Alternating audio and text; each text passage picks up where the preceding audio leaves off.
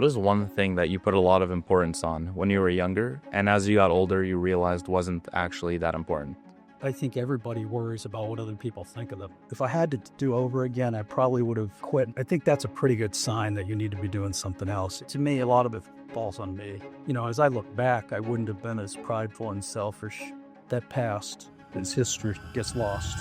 In this video, I'll be asking a 59-year-old about his biggest mistakes, most painful regrets, and secrets to living a more fulfilling life. If you've been watching our channel, you know that some of our guests definitely have higher profiles than others. Well, our guest today is about as low profile as you can find. He's a small town guy who worked a corporate job for decades, decided to retire a few years ago, and soon after realized he needed to do a little bit more to live out the rest of his years on his own terms. And he did. So if you're ready for realistic, honest, and mind-blowing life advice, then this is the perfect video for you. How old are you? 59 years old. What does it feel like to be 59? A lot of life behind me, but I like to look forward rather than look back. In good health, fortunately blessed with that. What do you think about turning 60? Oh, it's just a number. I mean, our business is called Kid for Life for a reason. We want our customers to just think like a kid for their whole life. Yeah. Is that how you feel? Stay young. Yeah. What makes you feel that way? I'd say a lot of people who are 59, about to be 60, don't necessarily feel that way. Every single day you get out of bed and you can choose to get out on the left side or the right side. And I choose to get out on the right side. Do you think most people don't? Yeah. I think it's a choice. I think things in life happen to people that bring them down and put them into a negative mindset. But I think every single day it's a choice on how you want to proceed with the day. What do we need to know about how you grew up and your childhood? It was a very simple lifestyle. I grew up in Pennsylvania in the country. You know, we didn't have a lot, but we had a lot of love for each other. And we had the entire country to roam every day. I mean, we just were free to walk in the woods, experience nature. If you think about maybe your kids growing up and today, or people growing up today versus when you were growing up, do you think that it was easier or better back then than it is now? I think a lot of people, a lot of older people at least, they get this jaded view that things are getting worse. I think in a lot of ways, things are getting better. The technology we have, I mean, a lot of older people get scared by it. I like it. I like embracing it and learning about it. Learning new things is just such a great part of life. At the same time, a lot of people would say that technology is ruining the generation we got right now. People are always on their phones. They're not relating personally. And I agree with those things, but I also think we have the power to change it. Were you close to your parents growing up? Yeah, very. What advice did they give you when you were younger that has stuck with you to this day? You can do anything if you put your mind to it. My parents were both, they raised a household with a lot of love, and they worked hard for all of us. And that actually passed down to my brother, my sister, and I. And we all have nice families and have all taught them the same types of values. How do you recommend for someone who didn't have that to then start believing that they can do anything? They need to throw themselves into whatever they're passionate about and work hard at it, and just don't get stuck or get unstuck from what you're doing. Because in this world, and especially in the countries like the United States and Canada, the opportunities are just so endless. For anybody to be stuck in a job they don't like, I would just say, go looking for something that you do love, and you love to do it day in and day out. And it's no longer work when you do that. Right now you do what you love. Did you always do what you loved? I was good at math, and I was blessed with that. So I really had a nice career working as an actuary. Did math and spreadsheets, and there's a side of me also that likes relationships and dealing with people, and I was able to do that too. And so my entire career I viewed as a blessing. I left that career about 5 years ago. I retired from it, and I always had a dream of starting my own business. And so I did. There are parts of every job that you like and don't like when you're working for somebody else. When you're working for yourself, there are parts of that too. You can decide what you don't like and like about yourself. That's true, yeah. Honestly, if I had to do over again, I probably would have quit and started my own business a little sooner. Honestly, it takes courage to do it. Yep. And looking back, I would say I probably didn't have the courage to just up and quit and start my own business. When do you know that enough is enough? When you go to your job and you don't like going to your job. Everybody's going to have 1 or 2 days a month like that, or they're just like, I just don't want to get out of bed and go to work today. Of course, if that becomes 15, 20, 25 days a month, I think that's a pretty good sign that you need to be doing something else. I get it. Okay, and the business that you started, for people who don't know, what is that? My wife and I had a goal of traveling, and we've been blessed to do a lot of that in the last 5 years. So where we went, where the places we would go, we would come back and create designs on T-shirts, and we just started doing it and kept doing it. And the beautiful thing about it was we could take that business anywhere we went. We didn't have to stay right where we were. We could travel and create the designs and sell the shirts. We sell mainly through Etsy. Our store is called Kid for Life Designs.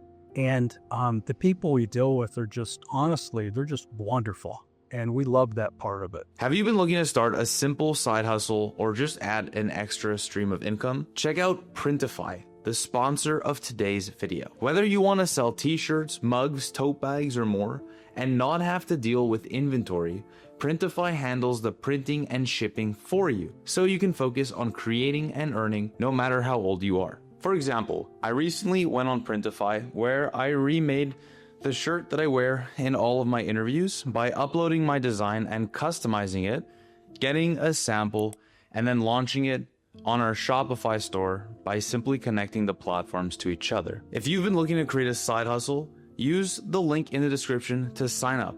And you can also use the coupon code Sprought to get a free 30-day Printify premium subscription. This will qualify only for the first 1,000 people who click the link below, so act fast. All right, back to the video. How do you stand out amongst all the competition? Easily a year or two of failure. And you just can't get discouraged. You just have to keep at it. But in those 2 years of failure, I was learning all the things that didn't work and picking up little pieces of this and that. And you can't just overnight jump. Well, you've seen people do it, but it's rare where you can just jump into something and be really proficient at it. What's a big failure that you experienced? If you're thinking back, you said a year or 2 years of failure. What is a big one that taught you a valuable lesson at that time? When I look back at the early designs that we made, they were awful. They were just downright terrible. And it's fun because I kept a little... Don't watch my first videos, please.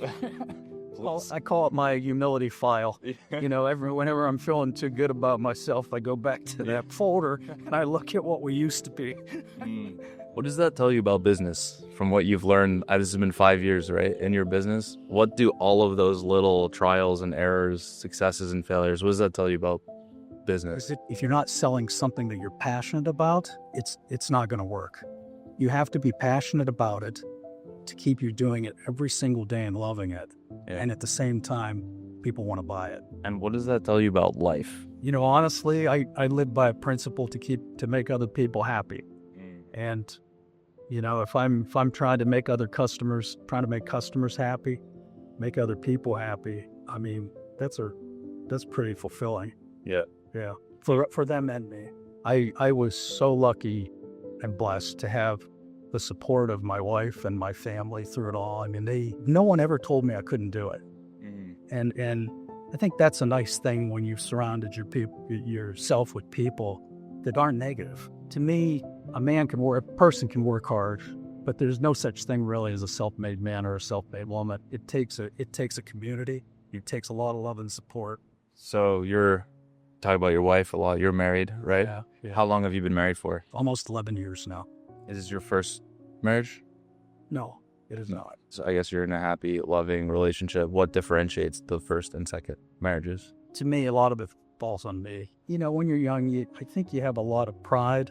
You have a lot of selfishness that you carry around with you. And, you know, as I look back, I wouldn't have been as prideful and selfish. And we all carry that around our whole lives. We have one person to live with for sure, and that's us. As you get older, I think you work through some of that stuff, and you look for ways when you wake up every morning to give a little to your spouse and your family as opposed to what am I going to do for me today? I mean, when you get up and one of the first couple things you do is you go make your wife a piece of toast or a cup of coffee or something, it changes the way she treats you. It changes the way you treat her. It changes the outlook for your day. Changes the way she probably treats your kids, changes the way your kids probably treat others. Absolutely. Yeah. We don't realize the power of a small action Sure. all the time. Well, it's really true. What do you think has made this relationship successful and happy up to this point? Just that, I mean, loving more on each other, just doing things for each other every single day. I was also very fortunate and blessed to marry a kind woman. She just looks every day for ways to make other people's lives better. Can you define the word love for me? Love is a choice. Love is a choice that you make every single day. It's not a feeling. It's not an emotion. I think the secular view of that is that it is. But every single day I choose whether I want to treat somebody with love and kindness or not. That's awesome. When you think about life, being 59, what is one thing that you put a lot of importance on when you were younger, and as you got older, you realized wasn't actually that important? I think everybody worries about what other people think of them. As you get older, you do care less about that. It doesn't have as big of an impact on you. I don't know if we ever truly don't care about what other people think of us, because that's important to relationships. I care what my wife thinks about me.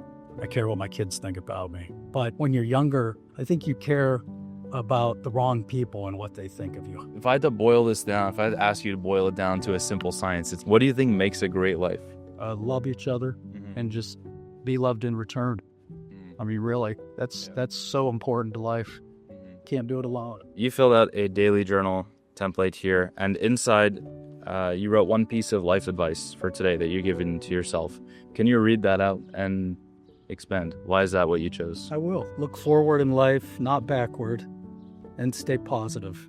You know, when you look backwards, you overanalyze, you spend too much time thinking about the past. You throw yourself into what you're passionate about, you do it day in and day out, and all of a sudden, that past, this history gets lost. No. How about Bill? Cool. Thanks. Thank you so much. Yeah, thank you, Will. That was awesome.